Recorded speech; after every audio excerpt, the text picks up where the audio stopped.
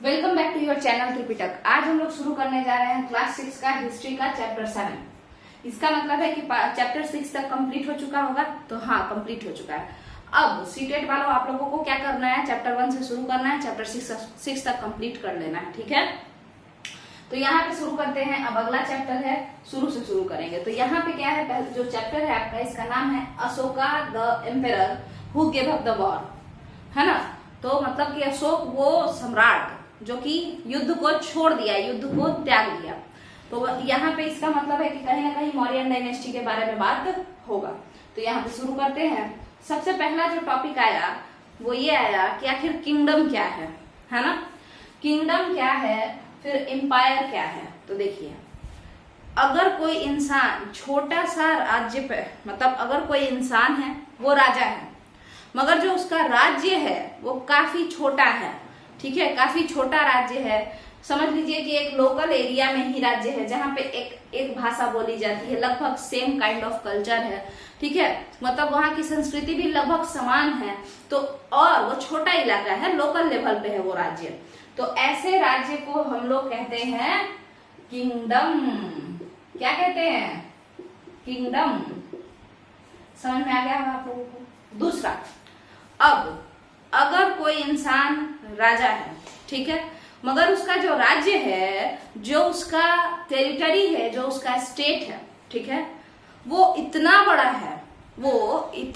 है कि उसमें कई सारे कल्चर आ जाते हैं, यानी मल्टीपल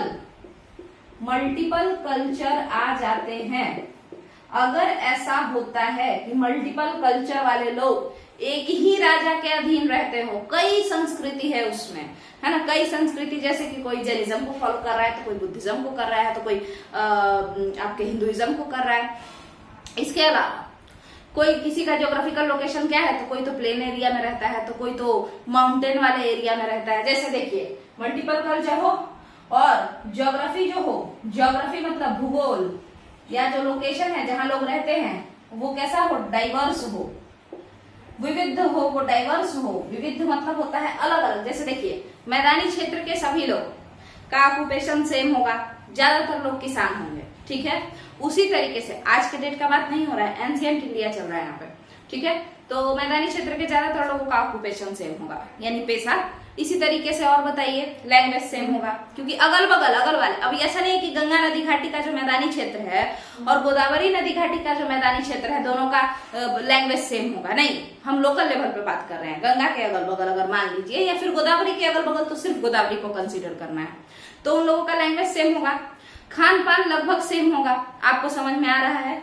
ठीक है, तो ज्योग्राफिकल जो ज्योग्राफी है, अगर किसी राजा का स्टेट में ज्योग्राफी भी अलग अलग है, मतलब कहीं पे तो उसके पहाड़ है, कहीं पे उसके राज्य में कहीं पे बहुत बड़ा पहाड़ है, पूरा एकदम ठंडा प्रदेश है, और कुछ इलाका ऐसा है जहां पे एकदम सीधे कर्नाटक है, गर्मी पड़ रहा है, ऐसा मतलब साउथ इंडिया टाइप, जिधर गर्मी ज्यादा हो, ये है। उसके बाद कुछ ऐसा है जहां पे डेजर्ट है, मरुस्थल है। ठीक है, कोई ऐसा है जो पूरा फर्टाइल है, एकदम प्लेन एरिया है। समझ में आया? यानी अलग अलग प्रकार के, अलग अलग संस्कृति के लोग हों और अलग अलग ज्योग्राफी के लोग हों। ठीक है, प्लेस जो हो वो अलग अलग ज्योग्राफी के हो। जैसे एग्जांपल लीजिए, आप मिलाइए पटना को, किससे मिलाना है? काबुल से मिलाइए।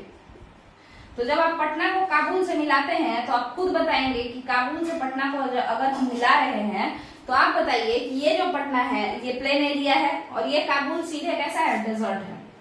जब हम लोग मुगल एम्पायर पढ़ेंगे, कब पढ़ेंगे? तो हम लोग पढ़ेंगे क्लास 7th में, और हम लोग पढ़ेंगे क्लास 11th में, सॉरी 12th में। क्लास 12th में, 11th तो वर्ल्ड हिस्ट्री है।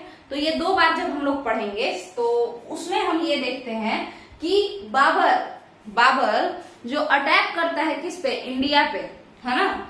तो एक तो ये है कि बाबर कैसा है भाई, तो वो इंपेरियलिस्ट है, एम्बिशियस है। एम्बिशियस मतलब महत्वाकांक्षी है, ये बात सही है। बट उसके साथ साथ बाबर की मजबूरी भी थी। जो साम्राज्य उसके हाथ में आया था वो था आपका काबुल, और काबुल एक ऐसा इलाका जहां पे किसी भी तरीके का एग्रीकल्चर पॉसिबल ही नहीं, जहां पे गरीबी ज्यादा, जो कि रिसोर्स रिच रीजन ही नहीं है। मतलब मतलब वो क्षेत्र ही कैसा है, संसाधन की कमी वाला क्षेत्र है।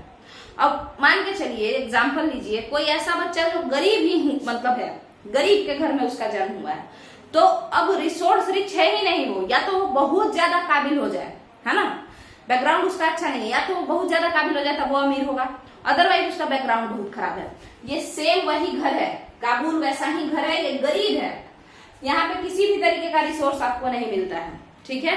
इसीलिए अभी तक अफगानिस्तान परेशान है अपने गरीबी से, अपने पॉवर्टी से, और पॉवर्टी के वजह से कहीं भी गरीबी आएगा, पैसा नहीं होगा तो एक गलत रास्ते को चूज करने का चांस ज्यादा होता है, क्रिमिनलाइजेशन ज्यादा होता है, लोग बदमाश ज्यादा निकलने लगते हैं। अब देखिए, तो ये रिजल्ट, तो जब हम लोग 7th में पढ़ेंगे तो उसमें हम जानेंगे, जब हम लोग 12th में पढ़ेंगे मुगल डायनेस्टी, मुगल एम्पायर या मुगल सल्तनत, जो कहना है कहिए, तो उसमें हम लोग जानेंगे। तो ये आपका डेजर्ट है।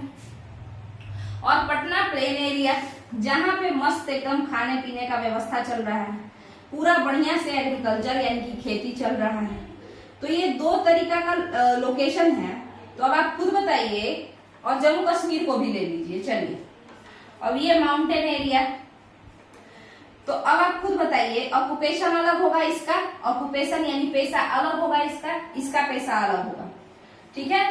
कपड़ा लत्ता इन लोगों का अलग, इन लोगों का अलग, इन लोगों का अलग, बोल चाल की भाषा इनका अलग, काबुल वाले का अलग, पख्तून ये सब बोलेंगे ये लोग, इन लोगों का अलग अफगानी भाषा, और जम्मू कश्मीर वालों का अलग। तो आप लोग को समझ में आ गया होगा कि कितना डाइवर्स रीजन है, कितनी विविधता है। तो जिस स्टेट में, जिस राजा के स्टेट में इतनी विविधता पाई जाए और जिसका साम्राज्य बहुत बड़े रीजन पे फैला हो, ऐसे ही साम्राज्य को, ऐसे ही स्टेट को, ऐसे ही राज्य को हम लोग क्या कहते हैं, एम्पायर कहते हैं। अच्छा, तो ये हुआ भाई एम्पायर। अच्छा, तो अब एक छोटा सा यहाँ पे देख लेते हैं। मान लीजिए ये क्या है, ये हुआ आपका किंगडम, छोटा एम्पायर है, मतलब छोटा सा राज्य है ये। तो ये क्या है, एक राज्य है। अब इसके हेड कौन हुए, तो हेड हुए भाई साहब किंग। तो किंग भाई साहब हेड हो गए। अब समझिए, अब इतना बड़ा हुआ आपका एम्पायर, और इसका जो हेड है वो भी एक राजा है, बट इंग्लिश में कहते हैं इम्पेरर। ये हेड हुए। समझ में आ गया, डिफरेंस समझ में आ गया होगा। अब हम लोग आगे बढ़ेंगे और डायनेस्टी पे चर्चा करेंगे। देखिए डायनेस्टी क्या होता है, तो डायनेस्टी कुछ खास बात है ही नहीं। देखिए डायनेस्टी का मतलब होता है कि अगर एक ही वंश के या एक ही खानदान के, एक ही कुल के, एक ही फैमिली के, जो कहना है कहिए, अलग अलग राजा बार बार बनते आ रहे हैं, इसके बाद वो, उसके बाद उसका बेटा, उसके बाद उसका बेटा, उसके बाद उसका बेटा, ये बनते आ रहे हैं, तो इस टाइप के किंगडम को, इस टाइप के शासन को, इस टाइप के गवर्नेंस को क्या कहेंगे, कहेंगे कि ये डायनेस्टी है। जब एक ही फैमिली का, एक ही फैमिली से बार बार रूलर आते जा रहा है, तो हम उस फैमिली को फैमिली नहीं कहेंगे, मौर्यों का परिवार ऐसा नहीं कहेंगे, मौर्यों का वंश कहेंगे, मौर्यों की डायनेस्टी कहेंगे। ठीक है, आप लोगों को समझ में ये भी आ गया। तो आगे चलते हैं अगला। और यही डायनेस्टी आप बड़े वाले साम्राज्य को भी कह सकते हैं, बट बड़े वाले साम्राज्य के लिए हम लोग एम्पायर शब्द का ज्यादा प्रयोग करते हैं। ठीक है, जैसे Sunga dynasty, but Mauryan empire ज्यादा आप सुनते होंगे। ठीक है, बट डायनेस्टी का मतलब क्या होता है, तो मतलब यही होता है कि एक ही खानदान के, एक ही परिवार के लोग अगर बार बार राजा बनते जा रहे हैं, एक के बाद एक, एक के बाद एक, एक के बाद एक, तो इसका मतलब है कि वो परिवार नहीं है, वो वंश है। ठीक है, डायनेस्टी है। चलिए, अब यहाँ पे आप लोग को ये भी क्लियर है। अब अगला जो टॉपिक है वो आता है सारनाथ पिलर। अचानक से कैसे आ गया यहाँ पे भाई ये सारनाथ पिलर, तो देखिए सारनाथ पिलर से पहले हम थोड़ा सा रुक जाइए, थोड़ा सा हम लोग मौर्यों के बारे में जानते हैं। तो ध्यान से सुनिएगा, इंट्रोडक्शन देने जा रहे हैं मौर्यों का। वैसे तो ये इंट्रोडक्शन कहाँ पे मिलेगा आपको अच्छे से, तो वो मिलेगा लूसेंट वगैरह, जो लूसेंट मॉडल चल रहा है उसमें, क्योंकि हम आपको बता चुके हैं कि एनसीईआरटी अब इन सारे बातों पे, इन बकवास बातों पे कि फैक्ट क्या है, पापा का नाम क्या था तो दादा का नाम क्या था, इस पे ध्यान नहीं देता है। तो किस पे ध्यान देता है, केवल इस पे ध्यान देता है कि उस जमाने में सोसाइटी कैसा था, इकोनॉमी कैसी थी, ये सब पे ज्यादा एनसीईआरटी अब बात करता है। ठीक है, नया वाला जो एनसीईआरटी। अब समझते हैं आगे। इंट्रोडक्शन में अगर हम बात करते हैं तो सुनिएगा ध्यान से, एक प्यारा सा कहानी है मेरे पास, सुनाते हैं। देखिए, एक बार की बात है कि एक इंसान जो कि पंडित था, जो कि कहीं पे पढ़ाता था, कहाँ पे, एक यूनिवर्सिटी में, तक्षशिला में। वहां जब वो पढ़ा रहा था तब उसको क्या पता चलता है, तब उसको लगता है कि हमको अपने एक अखंड भारत का निर्माण करना है। अखंड भारत के निर्माण के लिए उसको एक ऐसा रूलर चाहिए था, एक ऐसा लीडर चाहिए था जिसमें इतना ज्यादा लीडरशिप क्वालिटी हो कि वो अखंड भारत का निर्माण कर सके। इसी बात पे वो पटना आता है, और पटना क्या कहिए, आप कहिए कि माने ये कह सकते हैं आपकी जो हिमालयन रीजन है, हिमालय के तराई क्षेत्रों में, वहां जाता है। पिपलीवन जिसका नाम रहता है एक जगह, वहां पे एक लड़का गेम खेलते रहता है। जब वो ब्राह्मण जिनका नाम है चाणक्य, उनको कौटिल्य या विष्णुगुप्त भी कहते हैं, ठीक है, उनके पापा का नाम आप लोग कमेंट में बताइए। चलिए ध्यान से सुनिए। अब कहते हैं यहाँ पे क्या कि तो चाणक्य घूमते रहते हैं, कहाँ पे, तो वन में वो ब्राह्मण घूमते रहता है, और उसके सामने एक बच्चा को, वो रास्ते में एक बच्चे को देखता है खेलते हुए। गेम क्या होता है उसी जंगल में, तो गेम ये होता है कि वो बच्चा खुद को राजा बता रहा होता है, ठीक है, और दूसरे बच्चों के कांधे पे चढ़ के और खुद को राजा बता रहा होता है। सब लोग उसका जय जयकार लगा रहे होते हैं, और वो सबकी मदद कर रहा होता है, सबके साथ मिलकर काम कर रहा होता है। और वो कहता है कि इस ग्रुप के लीडर हम हैं, तो हमको क्या करना है, इस ग्रुप को लीड करना है, ठीक है, मतलब इस ग्रुप को आगे लेके चलना है, ना कि इस ग्रुप पे शासन करना है। मतलब वो क्या कहता है, वो बच्चा ये कहता है कि इस ग्रुप के लीडर अगर हम हैं तो हमको इस ग्रुप को लीड करना है। लीड करना मतलब आगे आगे लेके चलना, सारा प्रॉब्लम फेस करना, ना कि इस ग्रुप पे शासन करना है, रूल करना है। रूल अगर कोई करता है तो काम वो आपसे करवाएगा, अपने आगे कभी नहीं आएगा। बट लीड अगर कोई आपको कर रहा है तो वो सबसे आगे, सारे प्रॉब्लम में वो सबसे आगे रहेगा। तो ये बात जैसे ही उस ब्राह्मण को पता चलता है, जब वो उसके क्वालिटी को देखते हैं तो वो समझ जाते हैं कि ये बच्चा, अगर हम इसको ट्रेन करें अच्छे से, तो ये क्या बन जाएगा, एक महान सम्राट या एक चक्रवर्ती बनेगा। अब ये चक्रवर्ती क्या होता है, जिसका राज्य चारों ओर, उसे चक्रवर्ती कहते हैं, ठीक है। चलिए, तो अब क्या हुआ, इसी बात पे इस बच्चे को टांग करके कहाँ लेके आया जाता है, तक्षशिला लेके आया जाता है। किसके द्वारा, चाणक्य के द्वारा। उसके बाद इसका एडमिशन वगैरह हो जाता है, और इस तरीके से फिर आगे आगे कहानी चलता जाता है। और उसके बाद इसका नाम रहता है चंद्रगुप्त। अब चंद्रगुप्त जब बड़ा होता है तो भाई होता है कि अब जब वो राजा, जब वो धनानंद पे अटैक करता है एक बार, उसके बाद हार जाता है, दोनों लोग भाग जाता है। उसके बाद कुछ और दोबारा अटैक होता है। दोबारा अटैक के बाद क्या होता है, तो उसमें ऐसा कहा जाता है कि दोबारा अटैक में वो धनानंद को हरा देता है। कैसे हराता है जरा ये बताइए। तो पहली बार जब वो अटैक करने जाता है तो सीधे धनानंद पे अटैक करता है, तो उसको पीट पाट के सब भगा देता है। मगर दोबारा जब अटैक करने जाता है, उससे पहले एक छोटा सा इंसिडेंट उन लोगों के लाइफ में घटता है, गुरु और चेला के लाइफ में, कि वो जब पिछले बार अटैक किए थे तो बहुत पिटाने के डर से किसी के यहाँ जाके छुप जाते हैं। वो जो घर होता है वो किसी बूढ़ी औरत का होता है, वो अपने बच्चे को खाना दे रही होती है, या कहिए कि गरीब औरत का होता है। जब वो अपने बच्चे को खाना दे रही होती है तो उसका बच्चा जैसे खिचड़ी खा रहा होता है, और वो बीच में ही, खिचड़ी के बीच में हाथ डाल देता है और उसका हाथ जल जाता है। तो उसकी मम्मी सिखाती है कि बगल बगल से, मतलब देखिए जैसे ऐसे खिचड़ी है तो बगल बगल से ऐसे ऐसे खाओ, जैसे ये खिचड़ी है तो इधर इधर से खाओ, इधर इधर से खाओ। मगर बच्चा बीच में ही हाथ डाल देता है, बीच में हाथ डालने की वजह से बच्चा का हाथ जल जाता है। तो ये वाला है, उसकी मम्मी जब ये लेसन देती है तो चंद्रगुप्त और चाणक्य को समझ में आता है। क्या समझ में आता है खुद बताइए। तो चंद्रगुप्त और चाणक्य को समझ में आता है कि डायरेक्ट अटैक नहीं करना है। अटैक कैसे करना है, बगल बगल से, किनारे किनारे वाले हिस्सा को अटैक करना है। इधर का कर लिए, इधर का छीन लिए, इधर का छीन लिए। अब इसको कैसे छीना जा सकता है, तो देखिए ये जो आपका लोकेशन है, ये मान के चलिए कि नंदा का, नंदा डायनेस्टी जो था आपका, धनानंद महापद्मानंद का जो खानदान था, है ना। तो ये वाला, ये इसके बगल में कोई एक रूलर होगा, यहाँ पे कोई एक रूलर, यहाँ पे कोई एक रूलर, इन सबों से वो दोस्ती कर लेते हैं। कौन, चाणक्य एंड चंद्रगुप्त। चाणक्य का कॉन्सेप्ट भी है अरि अरि मित्र, मतलब दुश्मन का दुश्मन दोस्त होता है, ठीक है।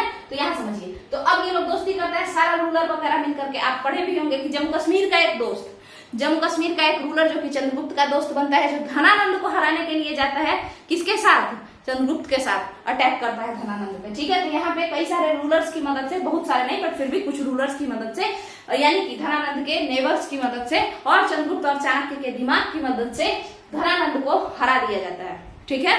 और धनानंद को हराने के बाद चंद्रगुप्त राजा बन जाता है।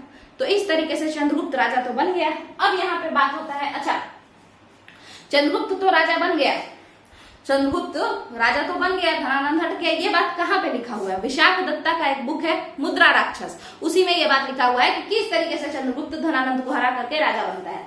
इसके बाद अगर हम आप लोग से बात कर लेते हैं थोड़ा सा और, कि अब कोई चंद्रगुप्त कोई बच्चा था जो कि गेम खेल रहा था, जब वो राजा बन गया तो राजा बनने के बाद उसके बारे में बातें होने लगी कि आखिर ये शूद्र है या क्षत्रिय है, कौन है ये? तो कुछ लोगों ने कहा, जैसे कि ब्राह्मण ट्रेडिशन, वो हर किसी को ही शूद्र बताते थे, तो वो लोग कह दिए ये शूद्र है। राजपुताना गैजेटियर जब देखे कि चंद्रगुप्त इतना काबिल है तो जल्दी जल्दी उसको राजपूत बता दिए कि अच्छा रहेगा, है ना। समझिए, अगर कोई काबिल होता है ना तो हम लोग उसको अपने क्लैन से या अपने नाम से, होता है ना कि हम भी उसी किए के हैं, मेरा भी जात वही है, जो उस जाति के वो थे ना उसी जात के हैं, ठीक है।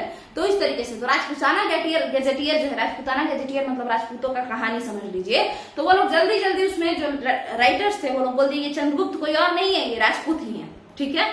इसके बाद बताइए, ब्राह्मण हर किसी को अपने से नीचा ही बताते आए हैं तो शूद्र बता दिए, ठीक है, ब्राह्मणिकल ट्रेडिशन में।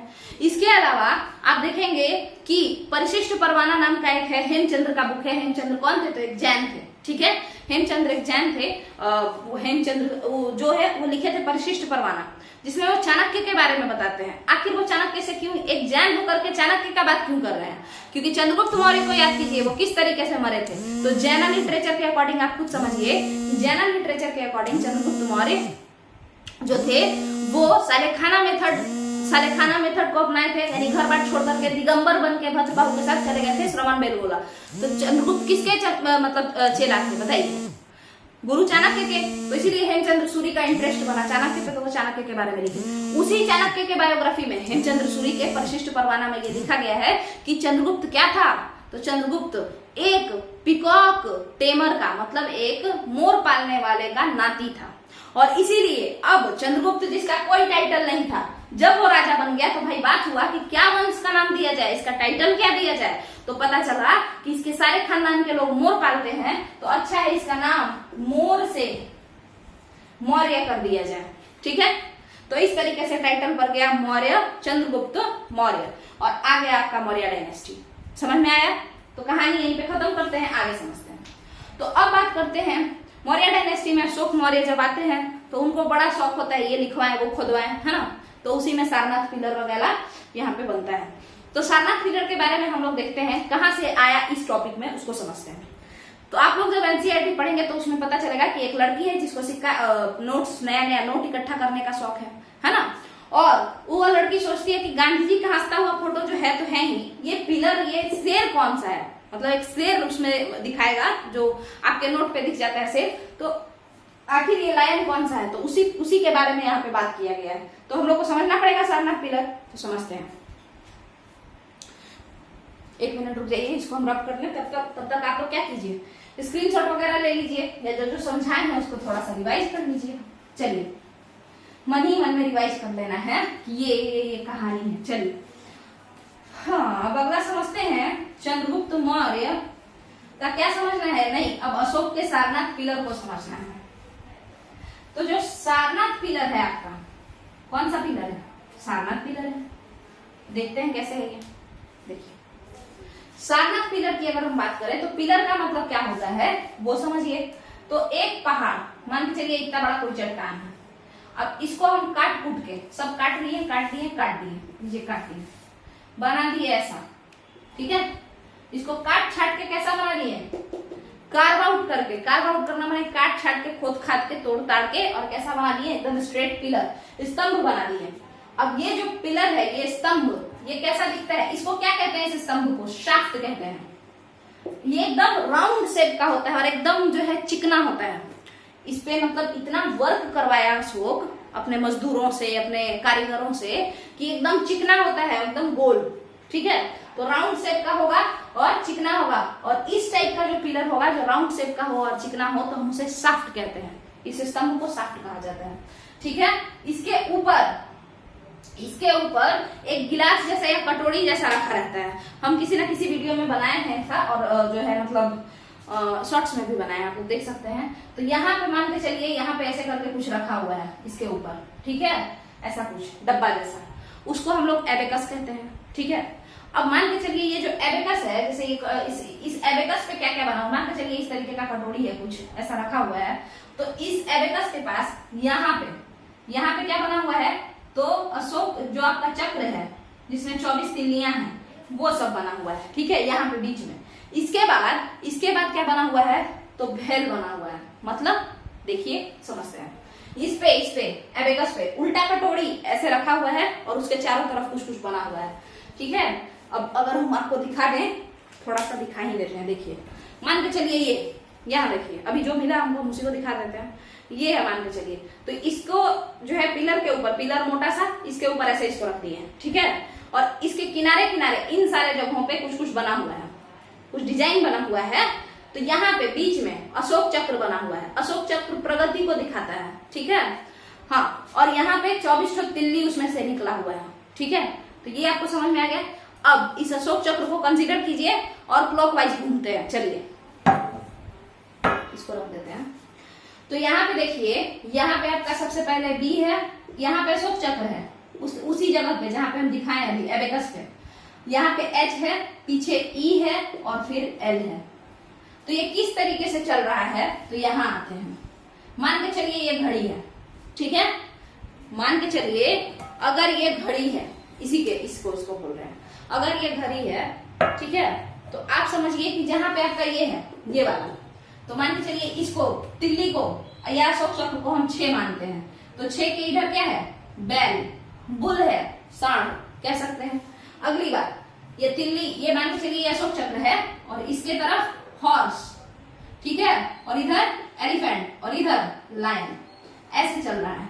तो अब आप बताइए एंटी क्लॉकवाइज को किस तरीके से याद करेंगे आप। तो आप कहेंगे कि एंटी क्लॉकवाइज याद करना है, तो अशोक चक्र को पकड़ो। क्वेश्चन पूछता है, यूपीएससी में भी पूछा है ये वाला क्वेश्चन, क्योंकि अजीब सा है ना, याद करने में आधा इधर उधर हो जाता है। चलिए देखिए क्या है कि यहाँ पे 6 है ना, तो 6 नहीं याद रखना है, एंटी क्लॉकवाइज की वजह से हम इसको क्लॉक जैसा बनाया है। ये आपका अशोक चक्र है, उस एबेकस पे बना हुआ अशोक चक्र है।